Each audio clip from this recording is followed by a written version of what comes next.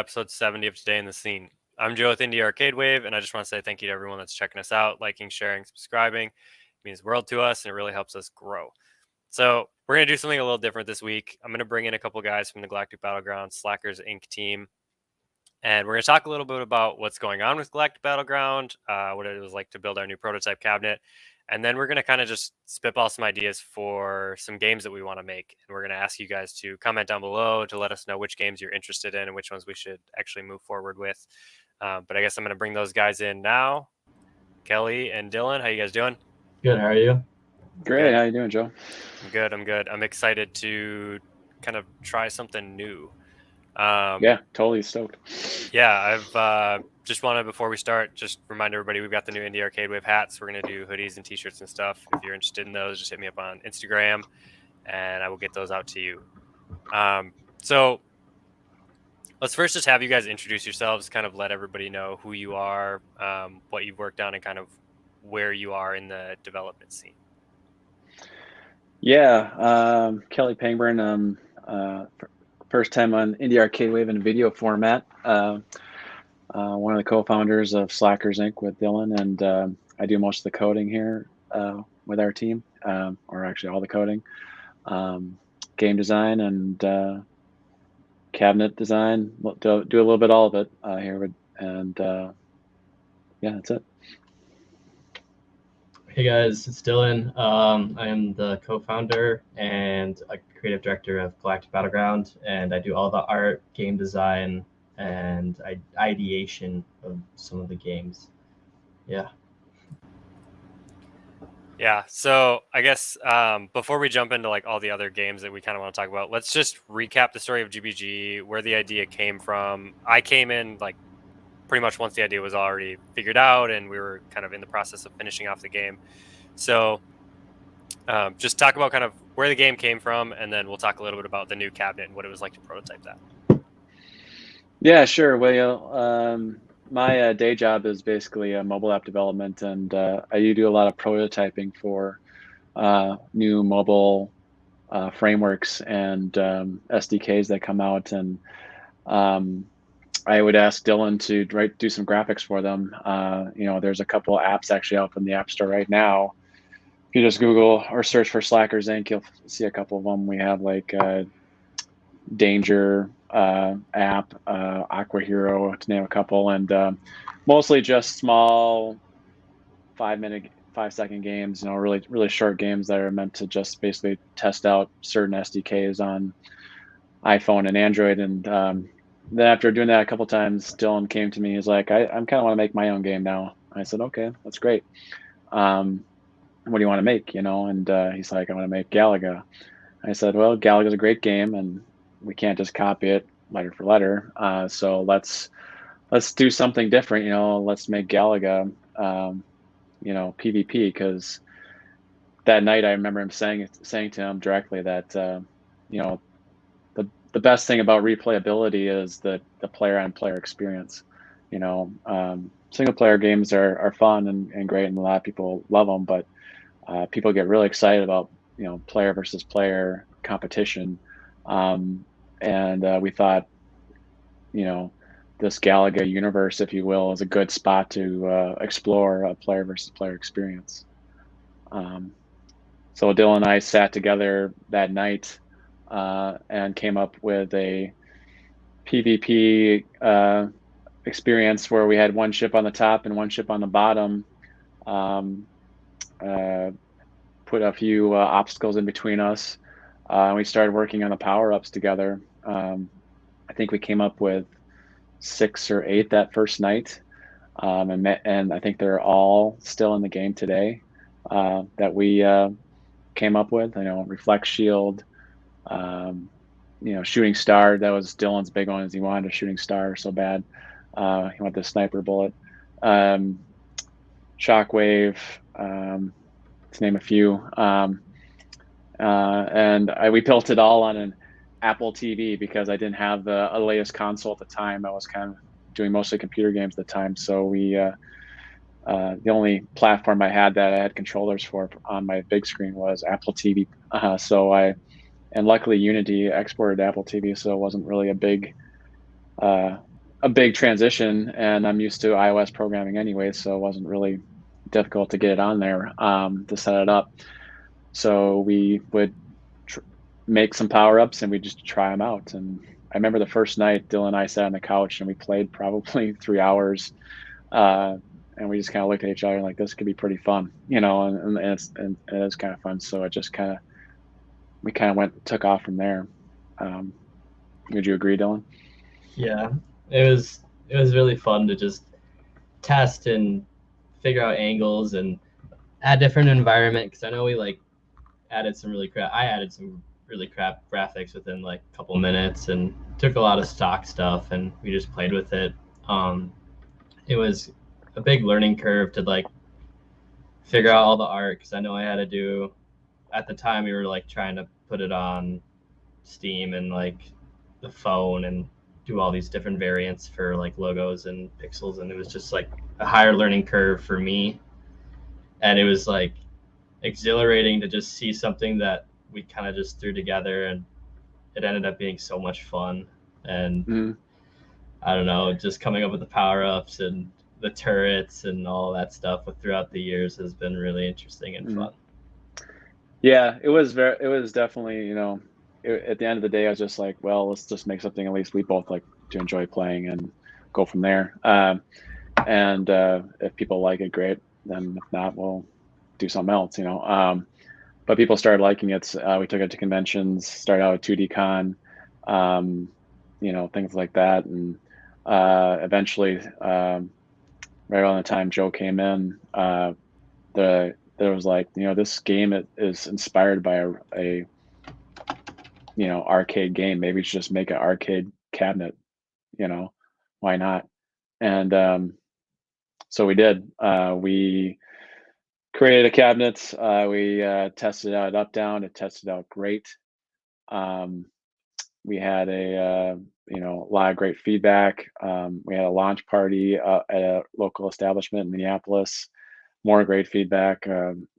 Decided we had to, for example, we had to implement a free play switch. We didn't even think about needing a free play switch until that party. Things like that. And kind of took off from there. Went through conventions. Partnered with the great guys at Paradise Arcade, Brian and Tom, and started working on cabinets and learned a lot from those guys to make controllers. We basically make the controllers ourselves that control the light bar and the buttons and things like that. And to make that all interactive was quite the experiment too. And got to the point where we started selling them, and was doing great until sales stopped, of course, because of the world changing and stuff like that, with the COVID hitting us and stuff. So when that happened, we kind of stepped back and we started to make another project, and we started working on another format for Galactic Battleground. We started working on the 4-player cocktail. So if anybody's seen us or see our website, we have the stand-up 4-player cabinet, and then we have the 2-player cocktail on our website for sale. But over the last couple of years, we started working on the 4-player cocktail cabinet, since we had time. And it was kind of one of those things where people, suggested it too. And so we're like, yeah, this is kind of a natural fit. We kind of went with a design similar to the Pac-Man Royale 4-player, where you have 2 players on each side, staring at each other, so to speak, and just playing head to head that way. And we debuted that cabinet at 2D Con. How long is it? August, and then at MGC, at a bigger showing at MGC back in November. And the feedback's been phenomenal. Everybody thinks that's probably the way, should have been the format we started with first. But yeah, Dylan, what were the things that people were saying at those 2 conventions?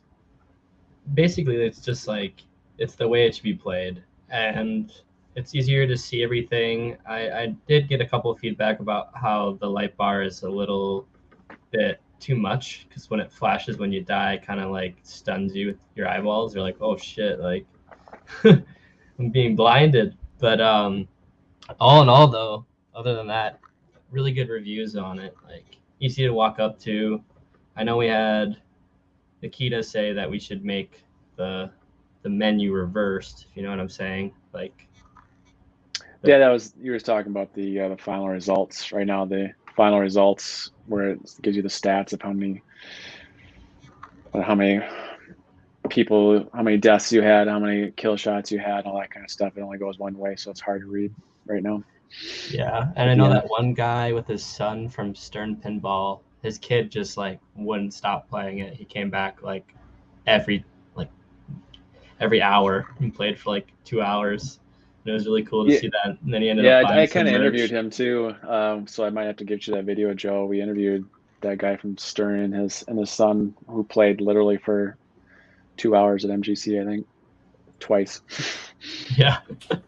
Yeah, I definitely do want to get that video. I mean, that sounds awesome. That I'm really sad I wasn't able to make it, but I'll be there in April, so we'll be able to go again. Yeah, and like the new cabinet, I just wanted to kind of put my couple cents into it, just about like the way it feels when you play, as opposed to like the upright where you're basically like two people are on the bottom, two people are on the top.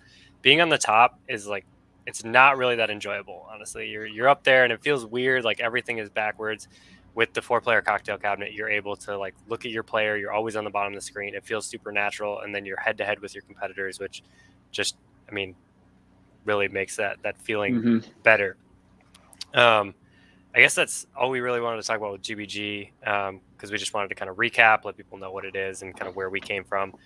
And since we have a lot of developers and people that are interested in creating their own games that watch the channel, we wanted to talk about a couple ideas that we have for games and kind of go through the process of brainstorming and how we would make it work and kind of the steps to turn it into a cabinet so that people can see what that looks like for an arcade indie company.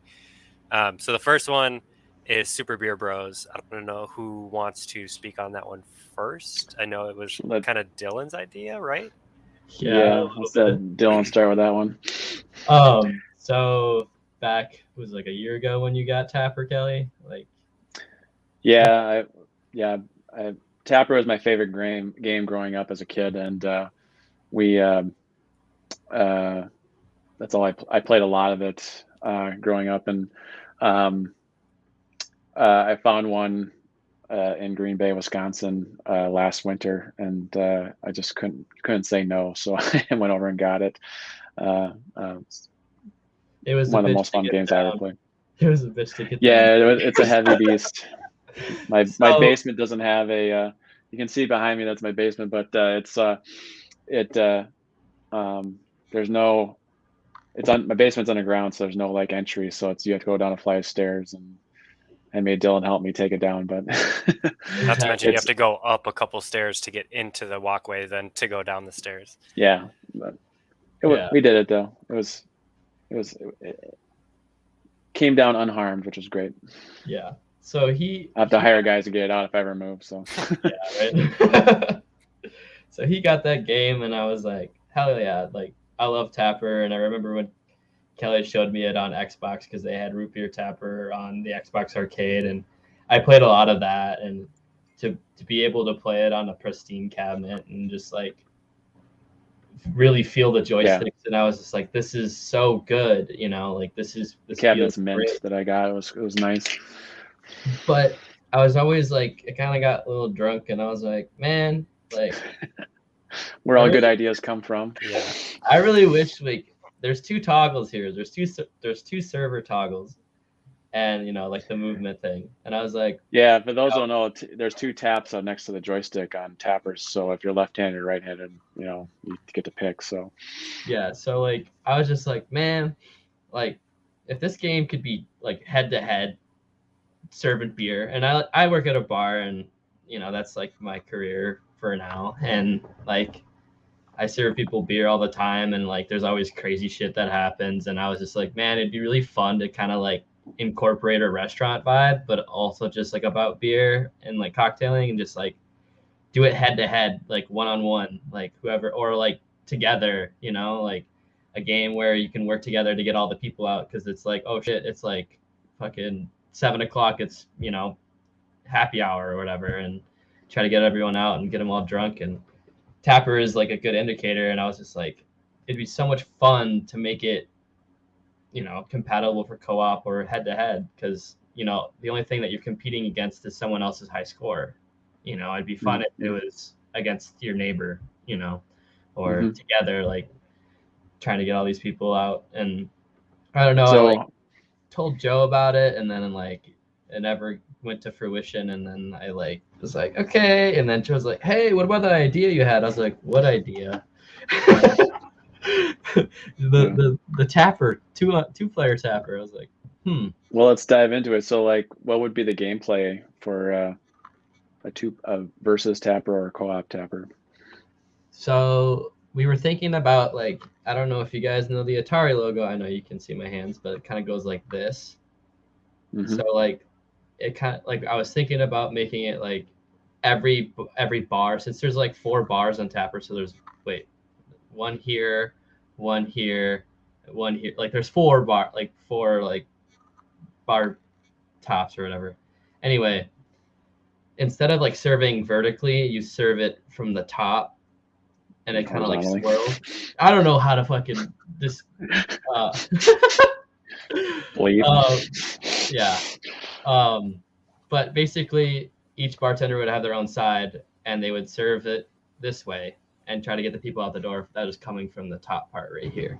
So it's like a curved bar, like normal bars. A lot of bars are curved, basically. So yeah, essentially. But that's like where kind of like a half horseshoe shape on both sides. Yeah, and there'd be like outwards.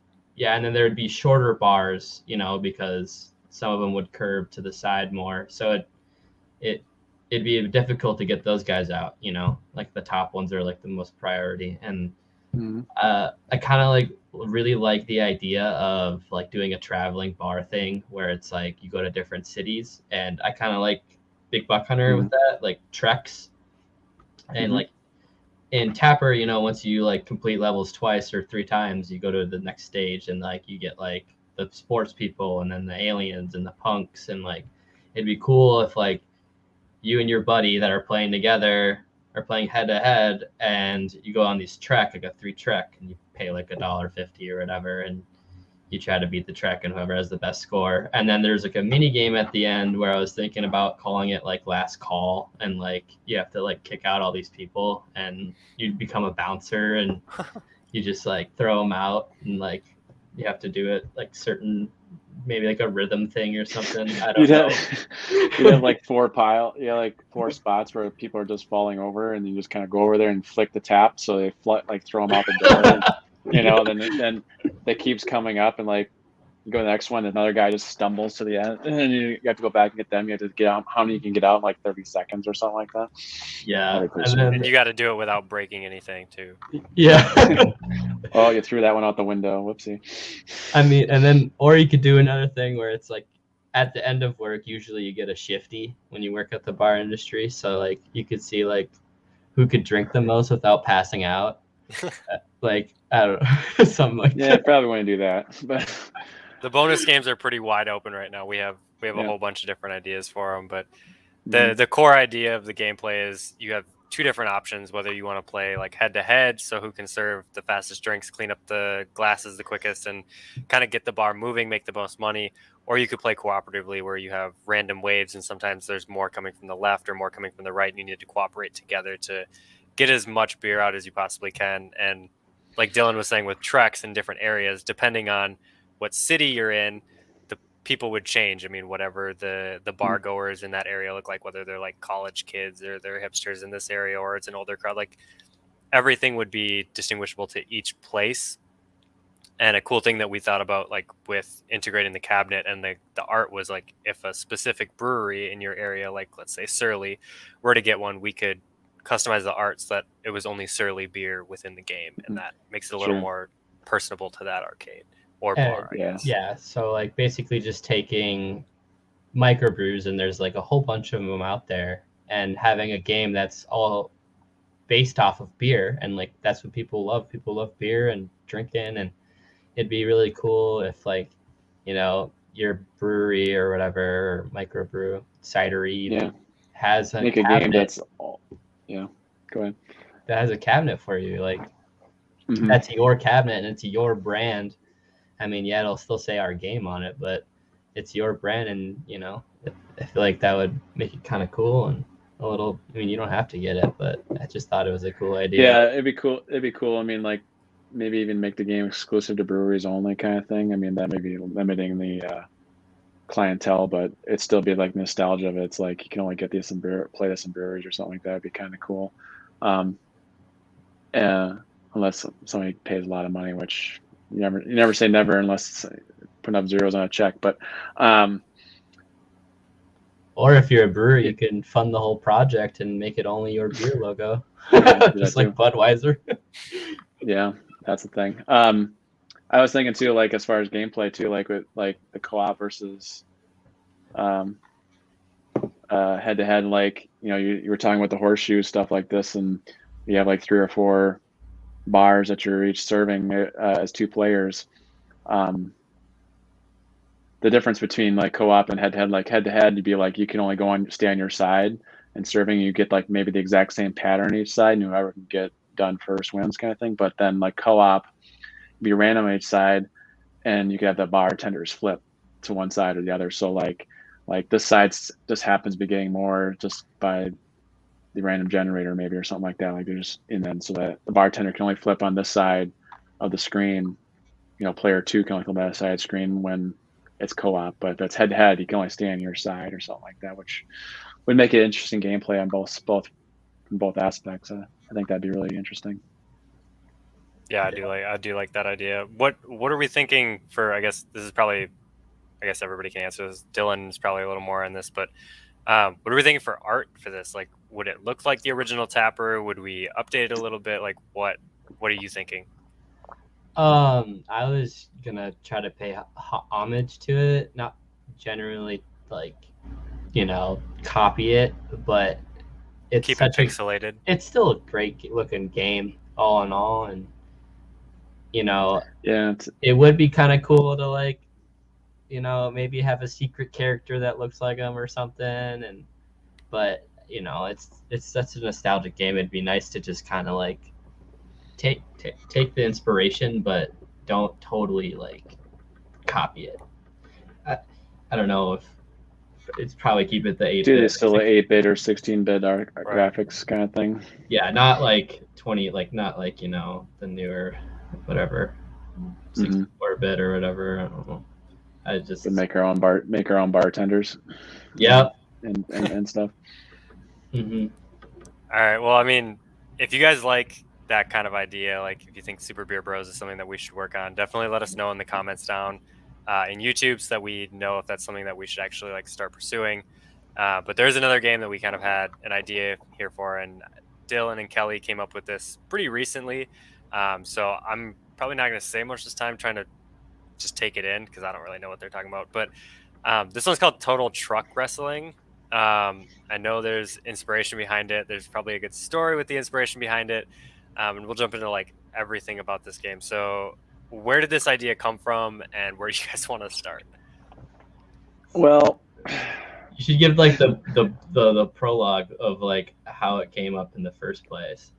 Well, I think we should start with like the premise of what should be the driving force for the next game, and the premise being like, do we want to make something cool, or do we want to make something that we think would really make money, even though it might be slightly boring or maybe slightly mundane, you know, like not trying to like say let's I'm trying to think of examples like Ninja Turtles makes a crap ton of money, but it's not really the best gameplay, you know. Simpsons is probably right there with it. Simpsons, another one too. I'm trying to think of like just games that are just super easy. X-Men. That not necessarily easy, but just they're just coin eaters, if you will. Switch and Shoot is a good example of a coin eater, but still kind of cool. I'm trying to think of other games that are Crossy Road. Yeah, Crossroads a simple one that, but the other ones are just kind of like games that border on redemption. So we were like, we have Galactic Battleground, it's cool, and we were talking about other games that are just be cool because we don't care if they make money. But like, what if we went into what if we went into the game design mentality of like, we want a game that we think will just make a lot of money, like super simple, the games go fast, and they're designed to just want to eat quarters. It's a game that's not PvP. It's one person, or it could be PvP if you think hard enough on it. It's just like something that satisfies the coin op people and the barcade people and stuff like that. And then you take that game design and then maybe make it like, put a cool concept around it, like super truck wrestling, and like you hear that word truck wrestling, it's like, oh my god, that might be interesting, so. And maybe Dylan, you can talk about how so we went into this, like, how do we make a game that's we just gonna make money, like, and what should we make to do that? And Dylan, you can go ahead.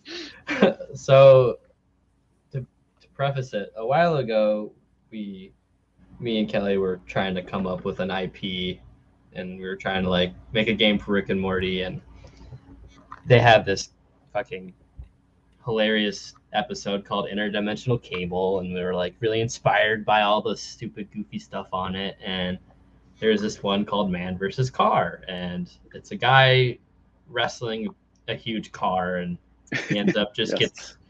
the car always wins, the announcer says, and like he just gets run over and his guts just spill everywhere, and we're like, that's kind of cool, like we should make it like a one button game. And I was like, dude, like we should, like, we were on the road to Milwaukee and we're like, we should just talk about game design. Like I kind of miss doing it. This is what Kelly was saying. And I was like, yeah. I was like, well, what do you want to talk about? And we're like, do you want to talk about Super Beer Bros? I was like, no, not really. And then he's like, what about Man versus, like, he was just name dropping, and then he's like, Man versus Car.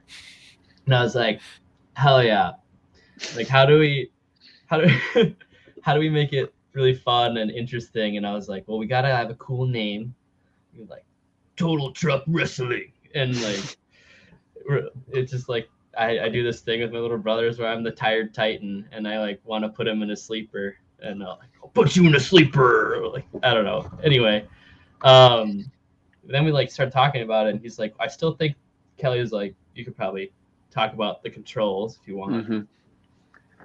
Yeah, I mean, so we're like, okay, so obviously it's a car and a guy wrestling is it's a pretty quick match one way or another, like there's not a lot of moves, so to speak. So we kind of like, I kind of was like spitballing ideas of like, it kind of like more of like a hacky sack kind of an effect. So you'd have it, your basic level is you go up and you get in a hole of the car, and you have one button basically, and you got this meter right next to it, I guess, to the side, and you have this like win zone, and you got to tap the button, and as you tap the level, your strength meter kind of goes up as you tap it, and the more you tap it, the faster it goes up, and then you kind of want to like rhythm tap it to keep it in that zone, like, and if you can keep in that zone for 10 seconds, then you win, and then the animation kicks in where he just throws it right off the screen or something like that, but if you screw it up, then you just get run over, and you die, and then like ways that you could like enhance that is like, make it smaller, of course, as the levels get higher, that safe zone, you got safe tap in there. And then other ways you can do is that safe zone could oscillate, like it starts up high, and then the car revs up, or the car is like sitting there idle, so it goes down, so you don't use much strength, so you kind of like let it fall down and slow tap, but then keep it. Then the car revs up, and all of a sudden you got like get more strength up there and stay up there, and you got to stick into it for like 20 or 30 seconds, and then if you do that, you win. You get more points the longer you stay in the safe zone, kind of thing, and stuff like that. And then Dylan was like, I kind of want like Mortal Kombat like finishing move, like finish him or something like that. I'm like, well, you can't really do that with a button. So I don't know. He's kind of like another like control idea was kind of like having like a wheel. I don't know if people are familiar with like Black Emperor, where it's got the wheel that you kind of go like this to try to steady the motorcycle and stuff like that. But if we turn it to the side, like the button is one mechanic that you have to do that meter, but the other one is like you're kind of like oscillating back and forth as you're like rocking the car back and forth as you're getting ready to do your move. And then Dylan's like, then you just kind of just snap it to the side and then you win that way or something like that too. So those are like, I don't know if we would do both controls. Maybe we just do the one or we do the wheel, like to kind of keep the wheel back and forth to try to keep in the safe zone too. And then you just finish it with the end where you have to like snap to the side to win, or we do both controls. But that's kind of like the premise of like, it's very short. It's challenging enough where like, especially like most people would just die in the first game, right? Like you're done in like 20 seconds and you're like, screw this, I'm putting another quarter in, I'm not gonna let that car run me over every time kind of thing, or truck, excuse me.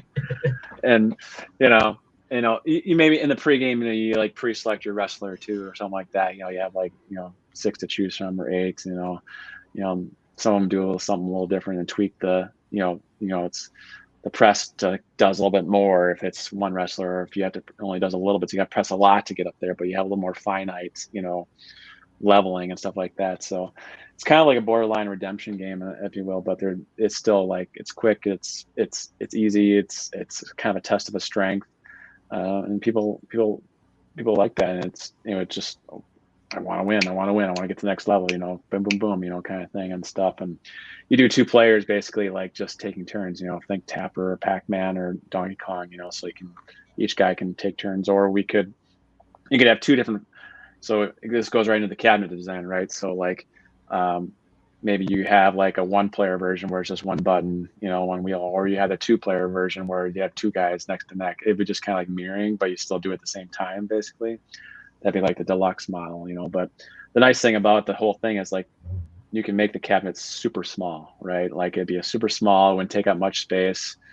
The cost would be down, because the materials and stuff that goes into it would be minimal, for lack of better terms. So you can make it relatively cheap, and also be able to be like, hey, this pumps quarters in, it makes, I'm going to just throw out magical numbers, but let's just say it makes $500 a week, and then the guys, like the coin op guys, are like, yeah, that pays for itself in 2 months or 6 months or whatever it is, and but then, so like the artwork would be like, Dylan could talk about like what would it take for the artwork for this kind of game.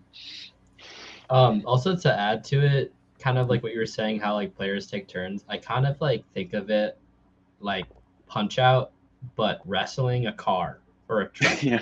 Yeah. You might put him down, but he might get back, the car might get back up, but well, in this case, if you flip a car over, it ain't getting back up anyway. But it's just like you got to go through all these like things to get the little championship belt, and it's like a fucking bumper that says like TTW, title bout. And then the last one, you're just battling Bigfoot, like isn't like the Bigfoot truck? Oh yeah. Or graveyard or whatever. You're a grave digger. But essentially for the art, I was thinking more of like Street Fighter Turbo, like 2, like really fine, beautiful pixel art with really intricate like backgrounds and like super dope cars and trucks, mostly trucks, and just making it really like beautiful. And I really love that art style that they did for Turbo, and the fact that it's pixelated, it's kind of like a lost art. Well, I know it's like retaining now, but it's still just something that I thought would be really cool. I think the big thing about it though is it would be really heavy on art, right? Like how long would it take? Because you're talking about like long animations, if you will, where the guy's throwing the car away, and you're even in the menu selection, stuff like that. Like the code itself, like logic, is actually fairly simple, but how long would you? I mean, I don't know, how could you go in deeper? Like what's the effort for that? Well, I know for a fact I could not do it all by myself. Mhm. We'd probably have to hire someone from Fiverr or ask someone that I know that's pretty good at animation or wants to get into game dev. And I'm open for people in the comments that are interested about like something like this. But it's kind of like more of a passion project. And I mean, if we did get some funding, that'd be tight too. But I don't know. I would say if I were to do it by myself, it'd probably take me like 8, 9 months because Mhm. that's a big learning curve, and I'm not like amazing at pixel art, but I'm like good at Well, it's just trial and so error. many frames. Yeah, I mean it's just the death animations and like keeping it simple, but I don't know. What do you Every want it to be over the top, right? Because Yeah, like Mortal Kombat, for example, is like over the top.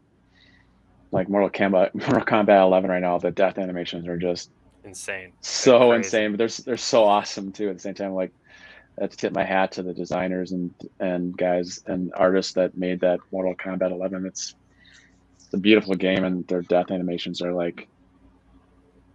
how do they even think of some of these things? You know. But yeah, we wouldn't be at this game wouldn't be at that level, but it's to even get to like half that level of Mortal Kombat requires like a team of artists and stuff like that, which who knows, maybe we want to tackle, and do as our next project. But this is what we do, we kind of just pitch ideas and see what bounces off. That's kind of the fun part of being indie developer, and we just kind of sit there and either it's on a Friday night on our way to a convention, or if it's we're sitting in a hotel room saying, boy, that was great, and we see a game and we get inspired to play a game to like, man, I could make this game so much better if I just had 1 month or something like that. And this is what it is, how we ideas get started and get created and make into great games that people play someday.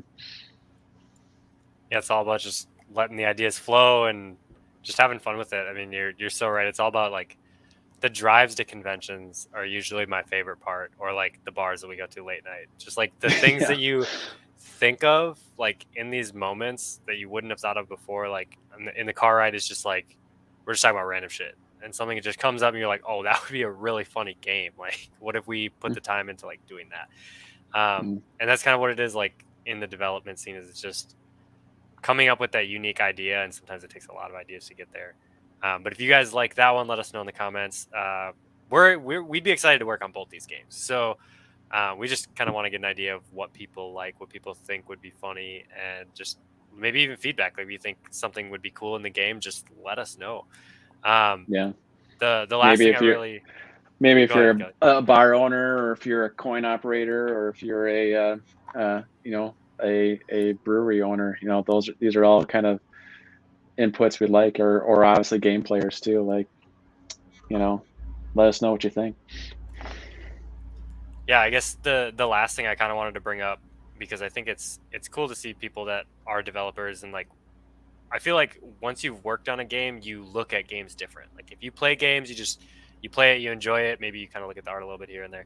But if you've like put the time in to actually build a game and you've worked from scratch on it, you like really pick out the intricacies in a game, and you can see that game on another platform and how it would kind of transition. So I guess I'm wondering, what games have you guys played, like indie games or Steam games or whatever, that you think would fit the arcade atmosphere really well, and how you would go about transitioning that game from whatever platform it's on to an arcade cabinet.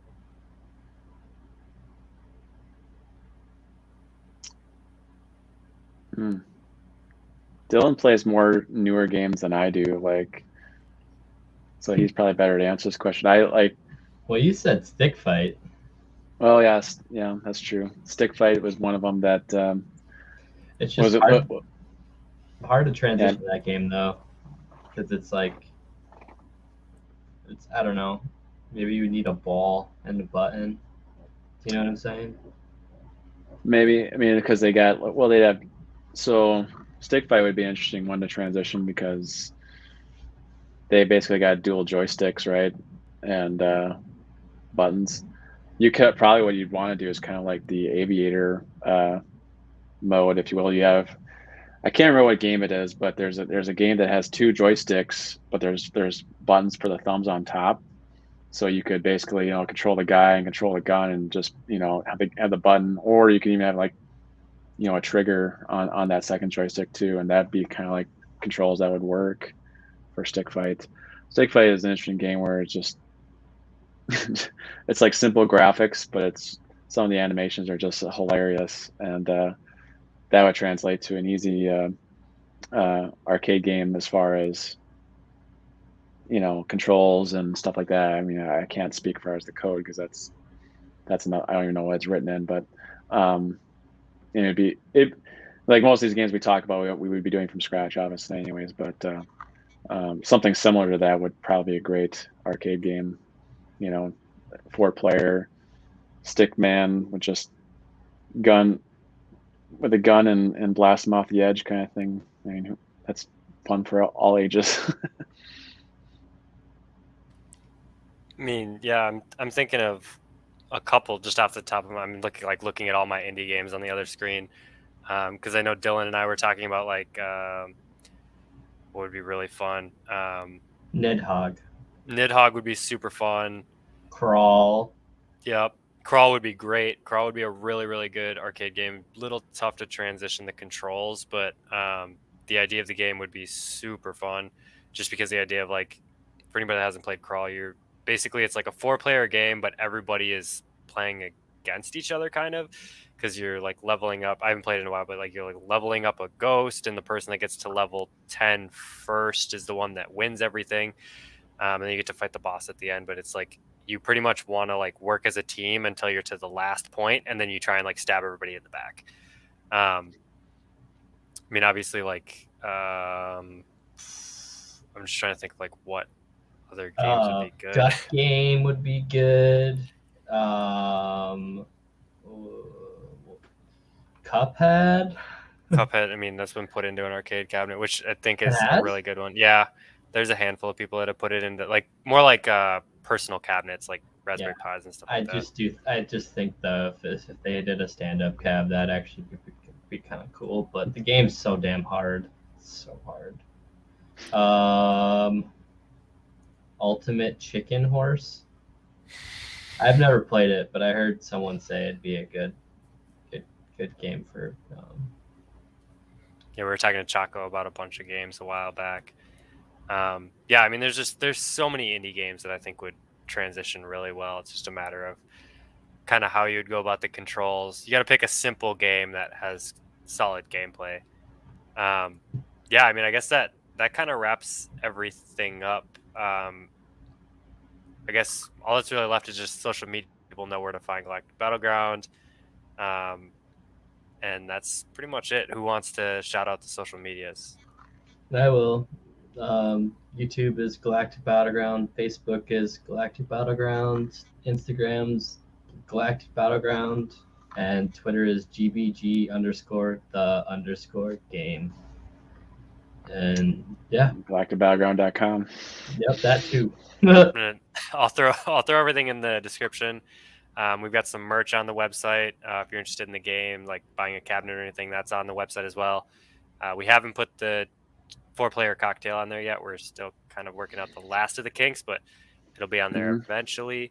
Yeah, and that's pretty much everything for us. Like I was saying earlier, if you guys like what we're doing here, don't forget to like, share, and subscribe.